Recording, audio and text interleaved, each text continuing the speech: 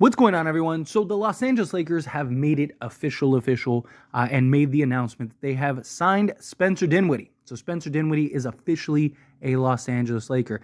And it's good that they got this done. It's good that they got this here and now, because this gives the Lakers time to kind of get him acclimated, get him familiar with the team, and kind of their sets and how they kind of operate and go about things before the Piston game.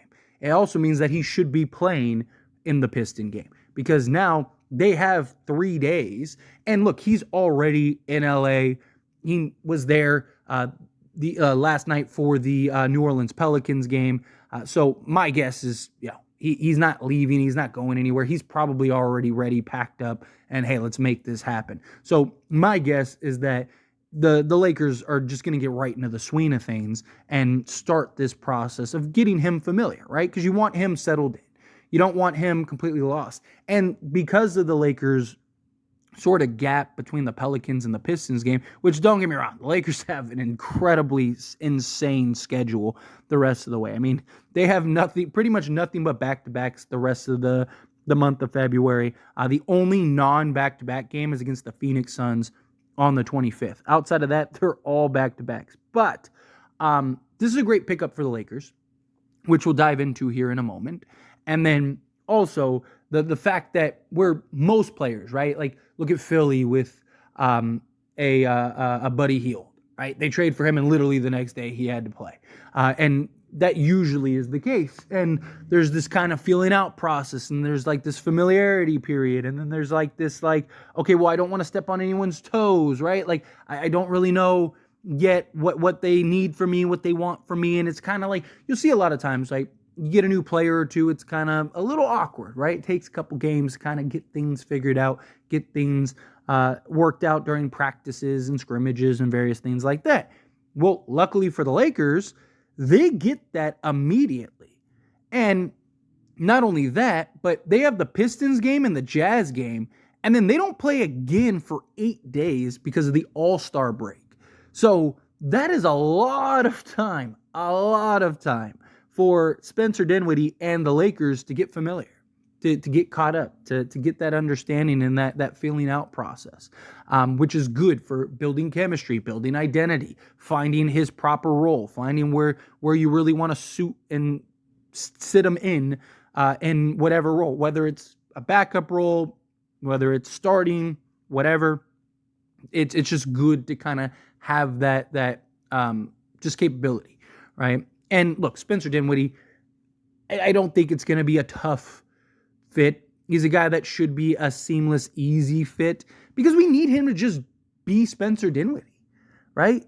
More so Dallas Spencer Dinwiddie than the more recent Brooklyn. I mean, I'd even be okay with last year's Brooklyn Spencer Dinwiddie, where he was still a 16-9 guy, literally averaging 9 assists. So, but it's simple, right? Whether he's coming off the bench, whether he's starting, it's like, hey, we need you to come in.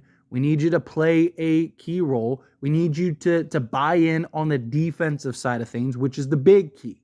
Got to get him. We know he could score the basketball. We know he could hit the open shot. We know he's going to have the easiest time he's had probably in his entire career. One of the most efficient seasons he's had in his entire career was playing alongside a guy named Luka. He's going to be playing alongside LeBron James, Anthony Davis, who has turned into like Magic Johnson of playmaking centers. Like, it's incredible. And D'Angelo Russell, who's been great in that playmaking role.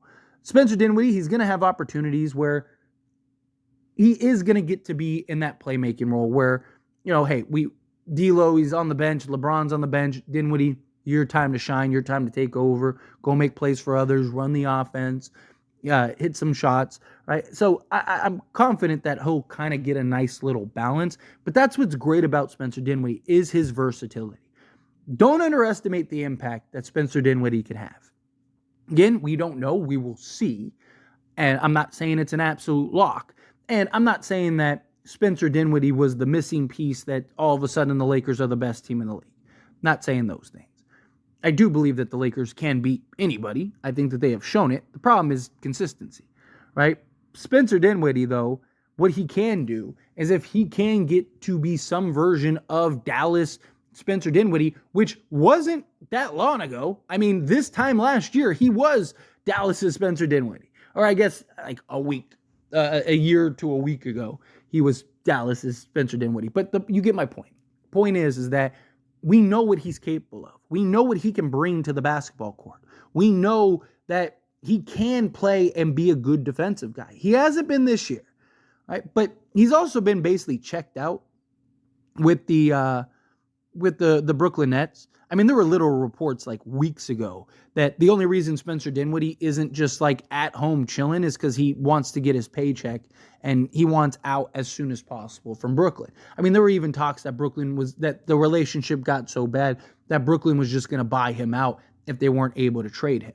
And Spencer Dinwiddie said that wasn't going to happen, and he was right. Brooklyn didn't buy him out. It was the Raptors. And look, there were several teams that were interested in trading for Spencer Dinwiddie, the Lakers being one of them. Also, on top of that, a lot of people believe Spencer Dinwiddie was an upgrade over D'Lo before this big emergence of D'Lo, before we saw this like D'Lo averaging 28 a game type of D'Lo. But many people thought that Spencer Dinwiddie made more sense along LeBron James and Anthony Davis. Well, guess what? If we would have tried to trade for him, it probably would have been a couple seconds at best, right? Maybe a heavily protected first. But instead, we got him for nothing. Literally, we get him for a vet minimum. It is such a low-risk, high-reward type move. I mean, what more could you ask for? This is a true starting-level player in the NBA. This isn't a guy that's like, maybe on some. No, on pretty much every team in the league, he would probably start because of his ability to defend, to hit shots, to play make, to play off ball, to play on ball. He's been a starter basically everywhere. And he has great stats, great numbers, great everything, right? When he's engaged, when he's bought in and focused, which I believe he will be for the Lakers. He grew up in LA. He grew up rooting for the Lakers, and Lakers were his dream team. So he's going to get to live his dream now. On top of that, he grew up, obsessed and idolizing Kobe Bryant, as we all did. Like, this guy was Mr. Laker. And now he gets to play for that team. Oh, and by the way, he gets to play alongside LeBron James and Anthony Davis and D'Angelo Russell, who he's familiar with. He's also played with like half the team. He's played with Taurean Prince, Rui Hachimura, D'Angelo Russell, Christian Wood. Like, the guy has chemistry. He has familiarity. He's been a part of this ecosystem and been alongside many of these players. And that's good because there will be a level of just built-in chemistry. When you play with guys regularly, right, and then you don't play for a long time, you can get right back into the swing of things and be great because you have that familiarity. You have that understanding. Okay, he likes the ball here. This is his shooting pocket. This is that. And that's good. That's valuable because it'll ease some of the learning curve of Spencer Dinwiddie. I really think he is going to have a real impact on this roster. I think he is going to be big. I mean, you talk about a guy that legitimately can give you 17 to 20, if not more, on any given night. Talking about a guy that can just go get a bucket whenever he wants. Now, obviously, the defense side of things is a question. His defense rating this year he has defense rating of 120. League average this season is 116.5. But he is a guy that, for his career, basically year in and year out, has been around a 112.5 to a 115.5. So if he can at least be a 115, he'd be better than league average, which is perfect. He's got the athleticism, he's got the size, he's got the versatility, he's got everything you could ask for. And he's a guy that could go get buckets. I mean, this is a guy that 3 years ago? I think it was 2019, so it might have been 4 years ago. He put up, he had a 40-point game. This guy has put up multiple 30 to 39, 40-point games, with regularity. So this is a guy that on any night can go off and give you 30. On any night. So that is valuable, whether he's coming off the bench or starting. It just gives another consistency piece.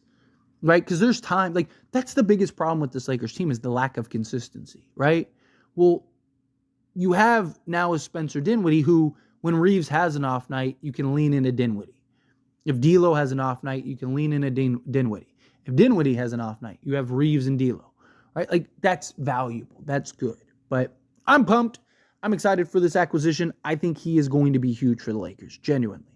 But what do you think? Do you feel the same way? Do you agree with me? Do you disagree with me? Are you somewhere in between? However you feel, whatever your thoughts are, I would love to hear it. So let me know down in the comments below.